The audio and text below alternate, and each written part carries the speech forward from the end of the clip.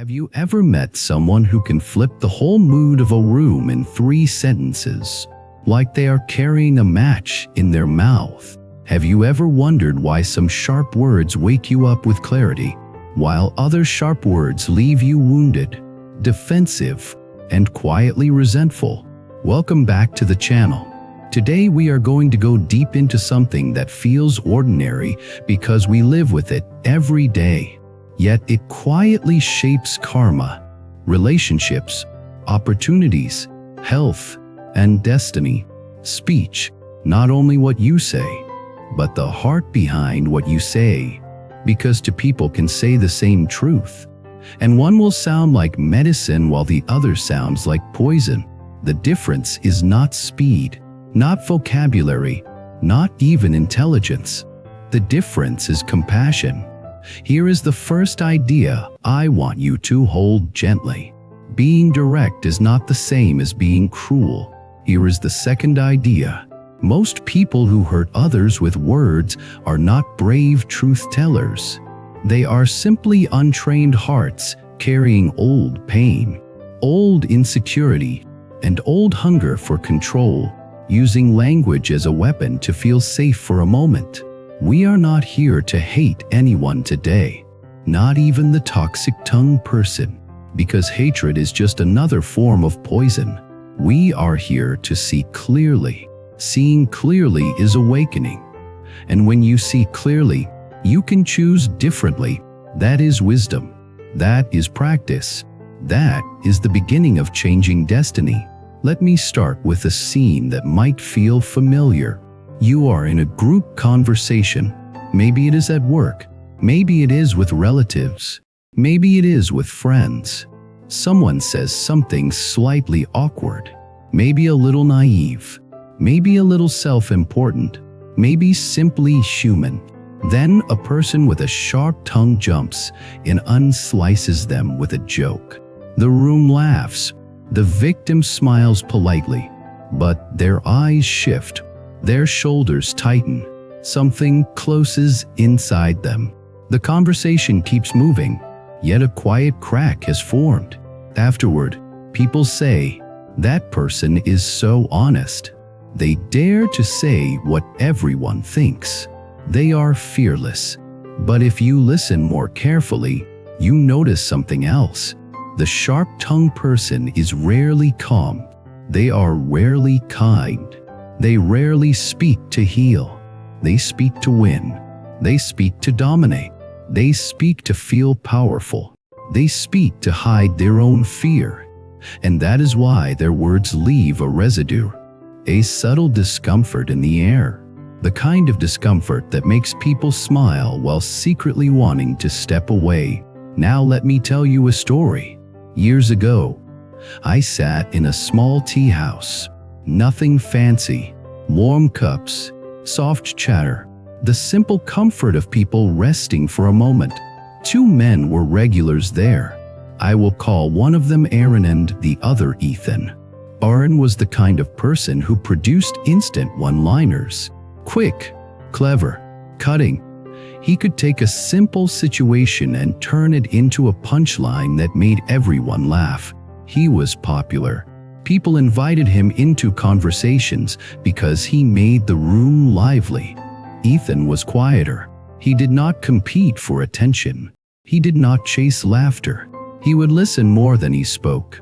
But when he finally did speak, the room often became quiet, not because he demanded silence, but because his words landed with insight. Aaron and Ethan were both sharp, both intelligent, both able to see hypocrisy, both able to spot the hidden motives in human behavior. Yet the feeling you had sitting next to them was completely different.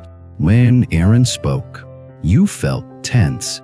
Even if you laughed, a part of you stayed alert, because you did not want to become the target.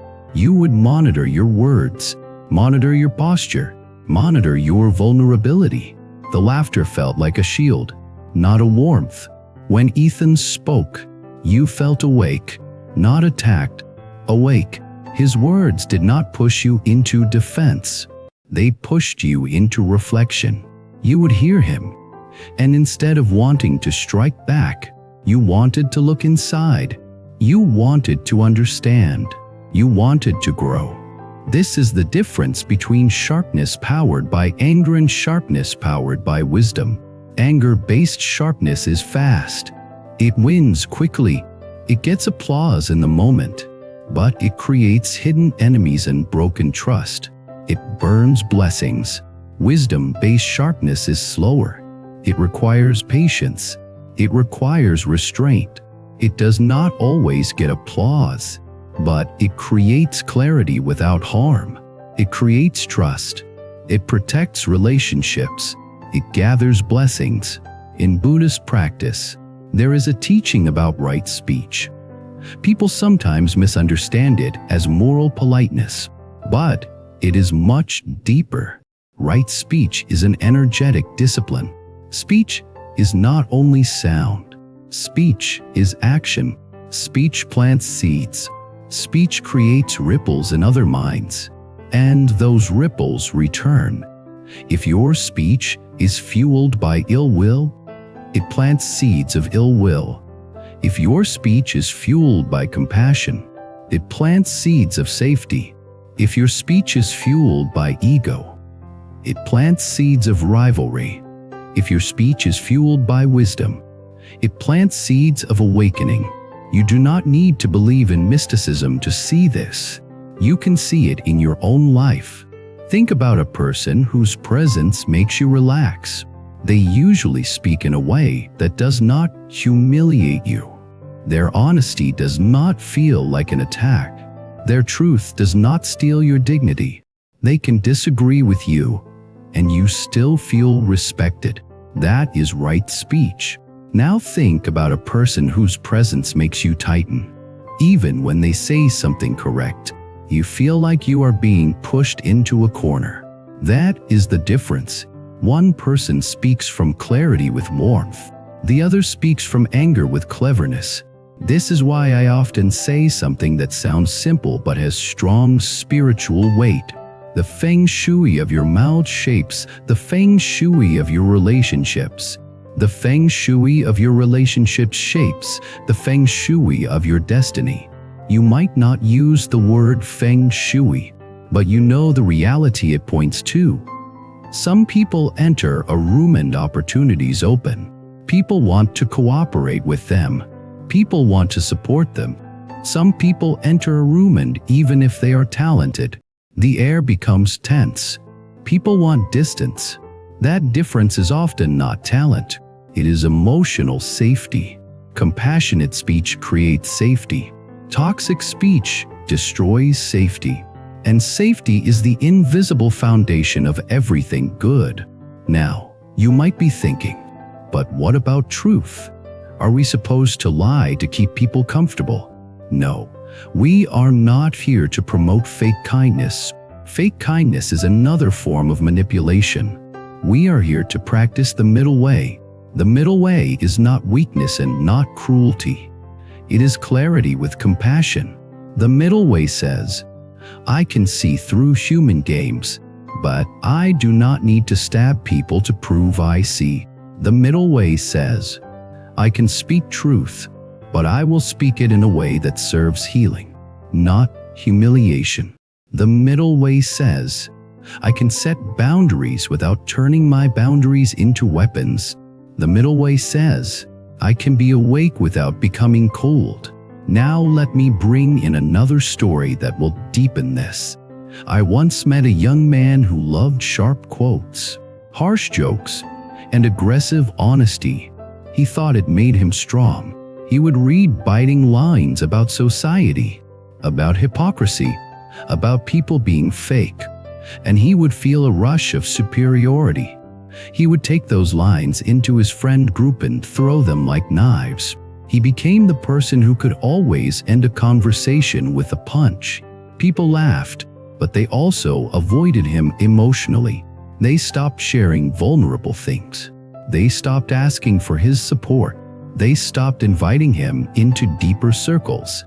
He came to me one day and said, I do not understand. I tell the truth. Why are people drifting away? This is one of the most painful misunderstandings. Many people think honesty should automatically earn love, but honesty without compassion often earns distance. I asked him a question that I want you to remember, because it changes everything. When you say something sharp, are you trying to help them become better? Or are you trying to look smarter? He went silent. Silence can be the beginning of awakening, because silence is where the ego loses momentum.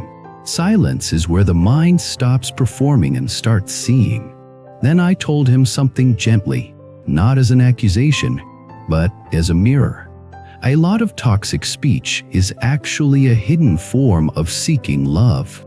It is a wounded heart saying, "Please notice me, even if I have to stab the room to be seen." It is insecurity saying, "I am afraid I do not matter, so I will dominate with words." It is loneliness saying, "If I cannot be loved, at least I can be feared." When he heard this, he looked shocked. He had never thought of it that way. He thought he was strong, but he was actually protecting a fragile place inside. This is why compassion matters. Because compassion does not only soften your speech, compassion helps you understand the wound beneath the habit. And when you understand the wound, you can heal it instead of repeating it. In Buddhist language, a toxic tongue is often rooted in the three poisons: craving, aversion, and delusion. Craving can show up as craving for attention, craving for superiority, craving to be right. Aversion can show up as anger, contempt, impatience, the urge to punish others with words. Delusion can show up as believing that being right is the same as being wise, and believing that humiliation is the same as teaching. When these poisons doctor your speech, you create karma. Not karma as a cosmic punishment, but karma as a predictable chain of consequences. You create resentment. Resentment becomes distance. Distance becomes loneliness. Loneliness becomes more bitterness. Bitterness becomes more cruelty. And the cycle repeats. People talk about samsara as if it is only an afterlife concept. But samsara is also the daily replay of your habits. If you repeat the same poison, you live in the same loop. Now let me show you a practice that can break the loop. Because wisdom is not only understanding. Wisdom becomes real when it changes behavior. That young man decided to train one thing.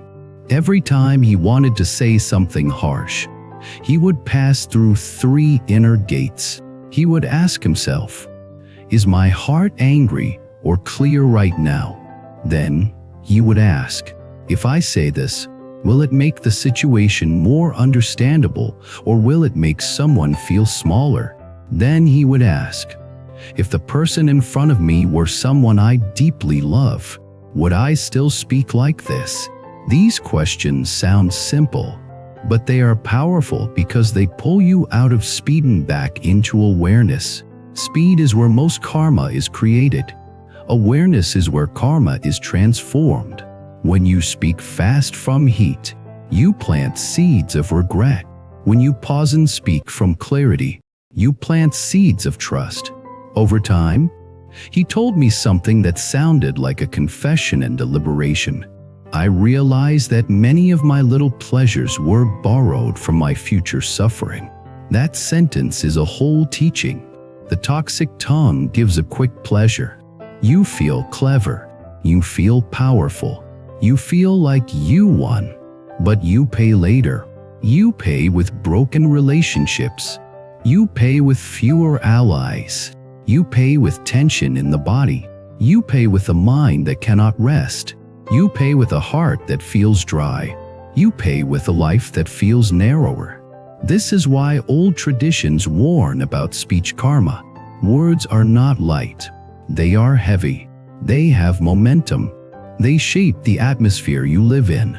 Now let me take you into a scene you will recognize, because this is where the teaching becomes practical. You are in the workplace. You can see a colleague playing politics. You can see the manipulation. You can see the performance. You want to expose them with one sentence. You want to embarrass them publicly so everyone sees what you see. If you do it, what happens? The colleague feels cornered. A cornered person either bites or escapes. If they bite, conflict escalates. If they escape, they will avoid you and quietly work against you. Either way, you have created an enemy. Then you say, "Why am I so unlucky? Why do I always have obstacles?" But look closely. Sometimes we create our obstacles with our own tongue.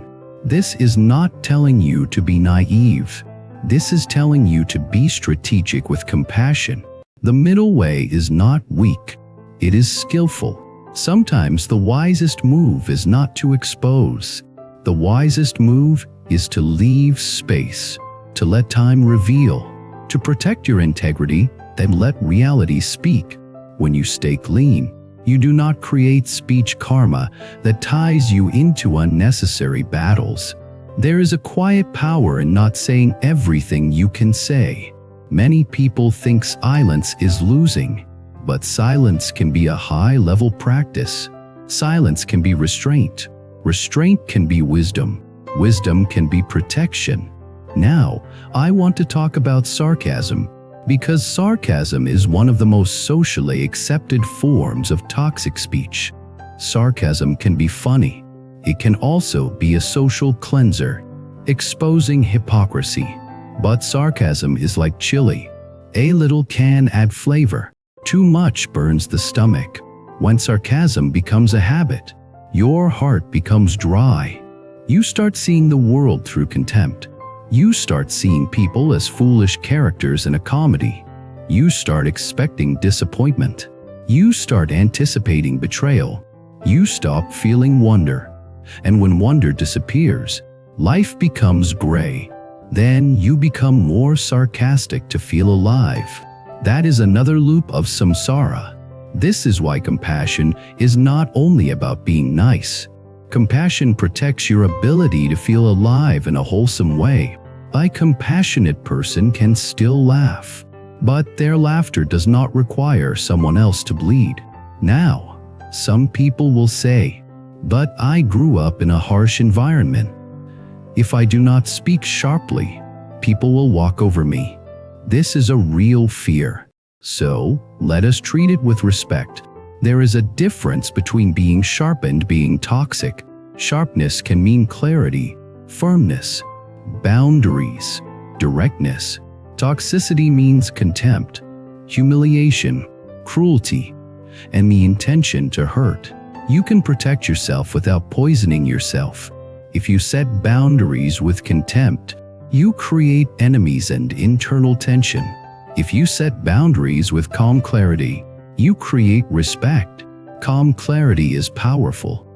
A toxic person often relies on your emotional reaction. If you do not react, they lose leverage. If you stay composed, they cannot hook you easily. This is why the practice of equanimity is so essential. Equanimity is not passivity. It is the ability to stay steady under emotional pressure. When you have equanimity, you can speak truth without heat. When you have equanimity, you can say no without hatred. When you have equanimity, you can walk away without drama. Equanimity is the opposite of toxic speech, because toxic speech is often a burst of heat released without awareness. Now let me tell you something personal, because this is not a topic that lives only in theory. There was a period in my life when I loved winning with words, especially when I felt misunderstood, criticized, or dismissed. I would hold a sentence in my mind like a hidden blade. I would wait for the right moment. Then I would release it and watch the other person go silent. In that moment, I felt satisfied.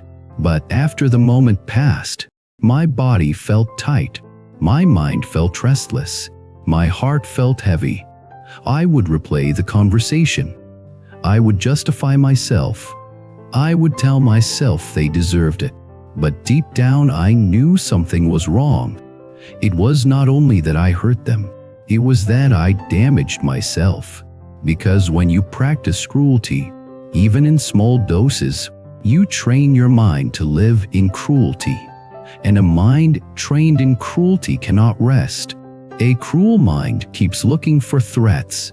A cruel mind keeps preparing for battles. A cruel mind keeps scanning for weaknesses in others. That constant scanning becomes anxiety. Then the body tightens. Then breathing becomes shallow. Then sleep becomes lighter. Then your patience shrinks. Then you become more likely to speak sharply again. Mind, body, speech, and destiny are connected. This is why spiritual practice is not just about meditation cushions. It is about how you speak when your ego is hot. Eventually, I began to train one thing. When words rose to my mouth, I would return to the breath first, not as a dramatic ritual, just one conscious inhale and one conscious exhale. That small pause created space. Space is freedom. Then, I would ask myself, if I say this, am I building virtue or leaking blessings? If I say this, am I making the situation clearer or just making myself feel powerful? If I say this, will I be proud of it tomorrow? Sometimes I still spoke directly, but I spoke more slowly. I reduced sharpness that came from heat. I kept sharpness that came from clarity. Over time, I noticed my relationships changed. People shared more with me. Conversations became deeper. Conflict became less sticky. And I felt something I did not expect. I felt more stable inside. You might think being kinder makes you weaker, but often it makes you stronger. Because you stop spending energy on unnecessary battles. You stop living in a clenched state. You stop feeding the poison that turns your mind into a prison. Now, I want to go even deeper, because the topic of toxic speech is not only about hurting others. It is also about how it shapes your destiny. Think about the people who have many opportunities.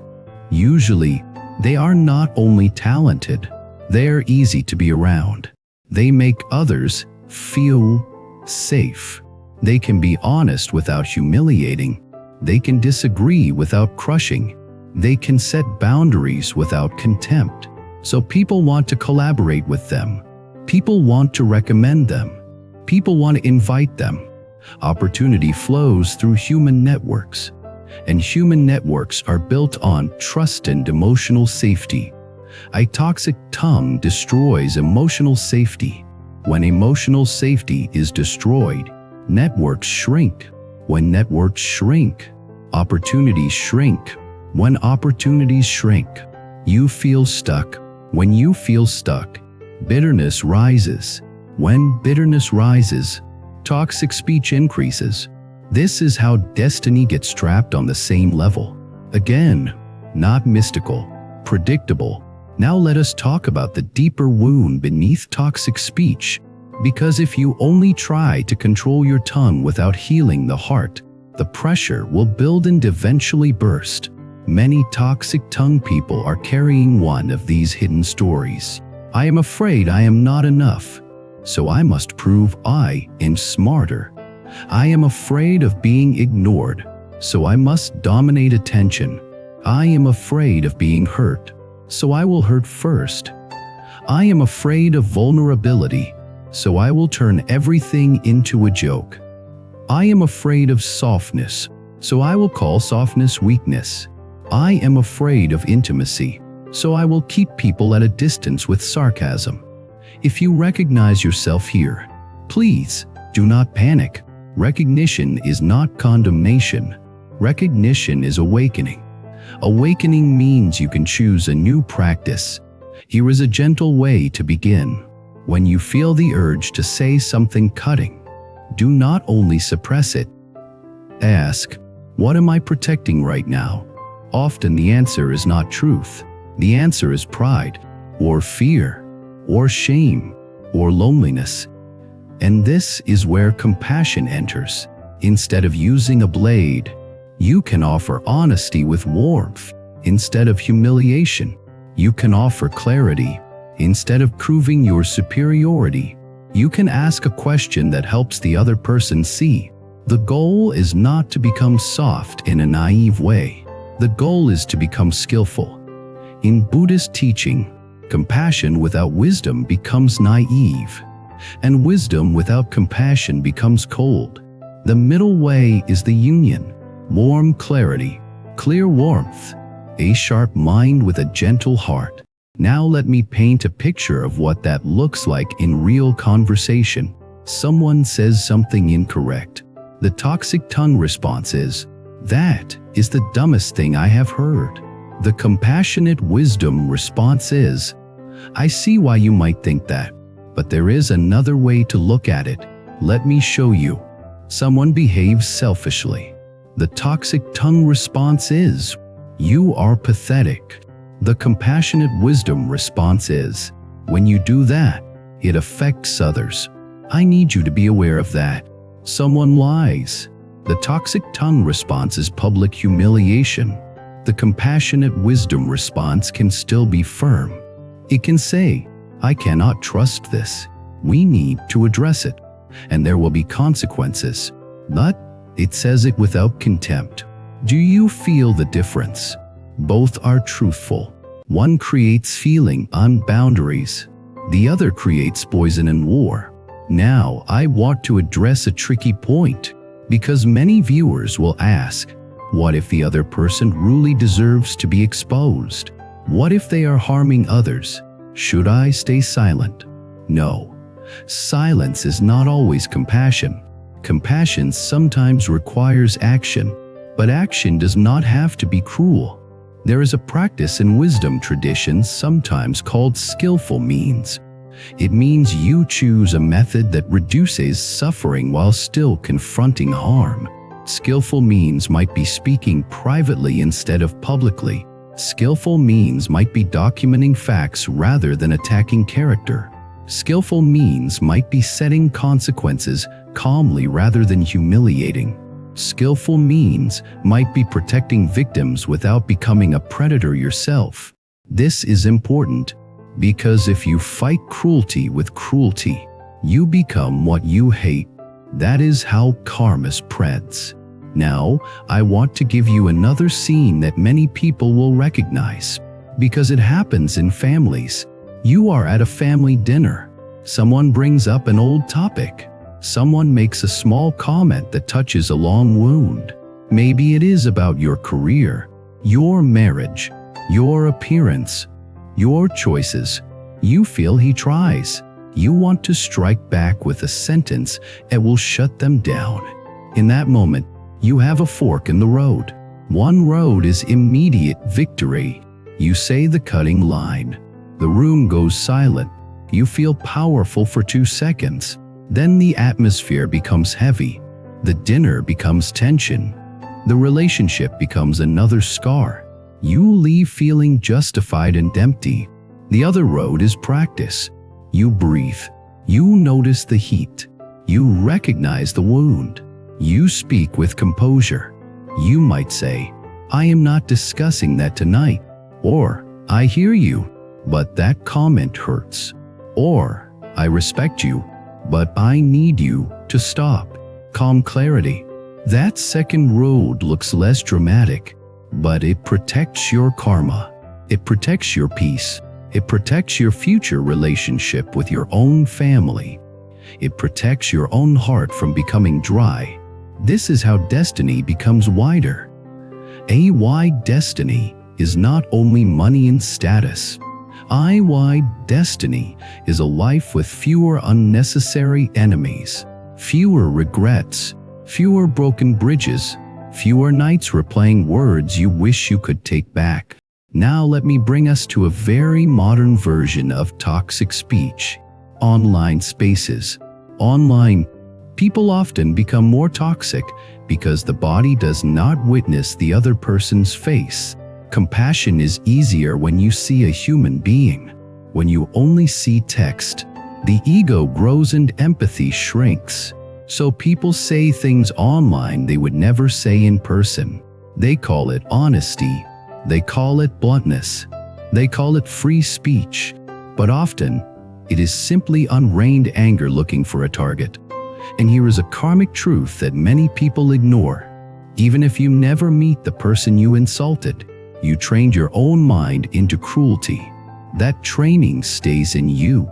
It shows up in how you speak to your partner, your child, your co-worker. It shows up in how you speak to yourself. It shows up in your sleep. It shows up in your body. A mind that practices cruelty becomes an anxious mind. An anxious mind becomes a reactive mind. A reactive mind creates suffering. So if you want to protect your destiny, protect your speech everywhere, including the places where you think nobody sees. That is integrity. Integrity is a spiritual hot word for a reason. Integrity means you are the same person in public and in private. When you have integrity, your mind becomes quiet. A quiet mind is a powerful mind. Now we are approaching the most important transformation in this whole teaching. You do not have to become less ruthful. You have to become more compassionate. And compassion begins with the heart state. Remember the first gate question. Is my heart angry or clear right now? This question alone can change your life, because when your heart is angry, even true words will sound like poison.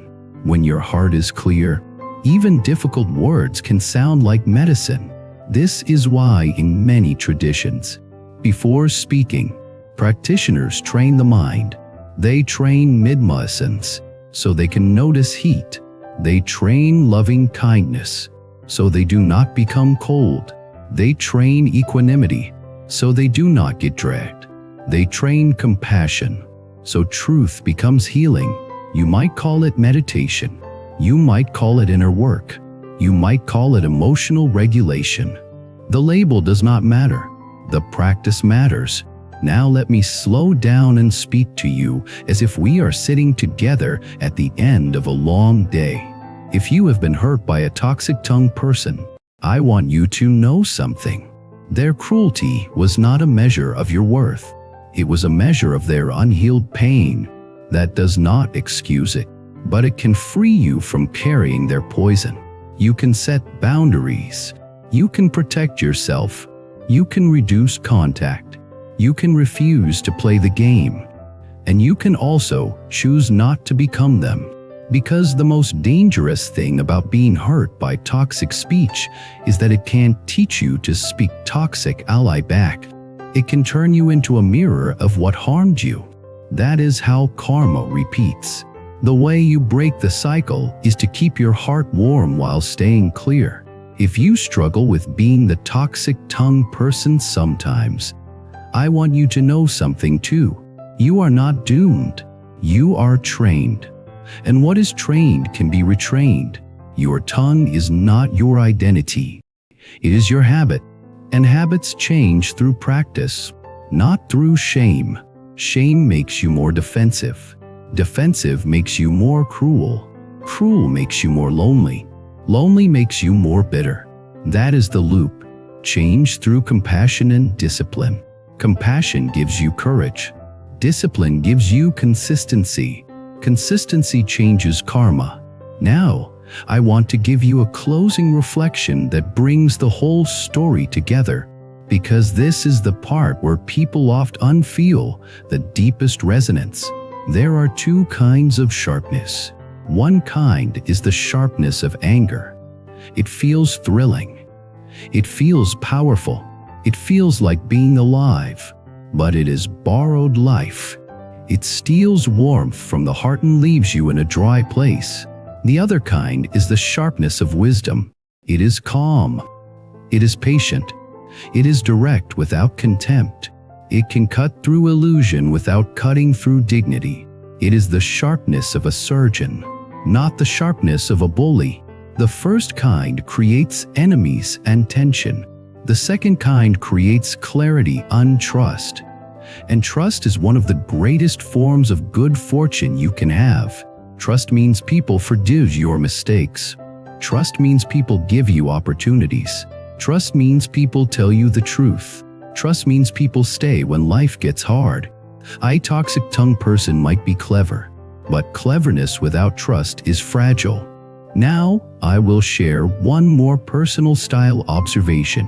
When I look back at times in my life when things felt blocked, it was rarely because the universe was against me.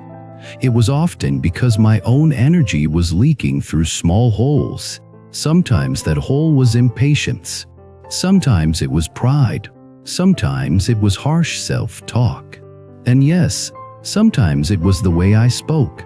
I thought winning a conversation meant strength. But real strength is being able to stay kind when you have the power to be cruel. That is spiritual adulthood. Being able to see human weakness without needing to punish it. Being able to set boundaries without humiliating.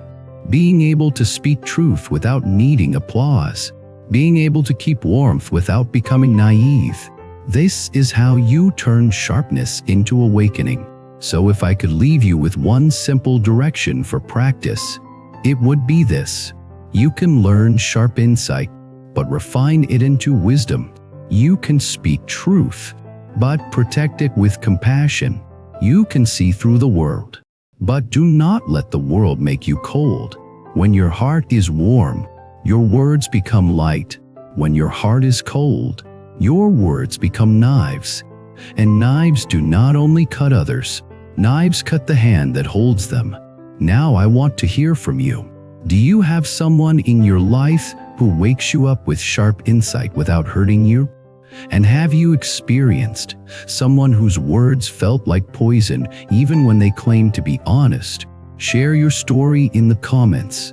Your experience might help someone recognize what they have been normalizing.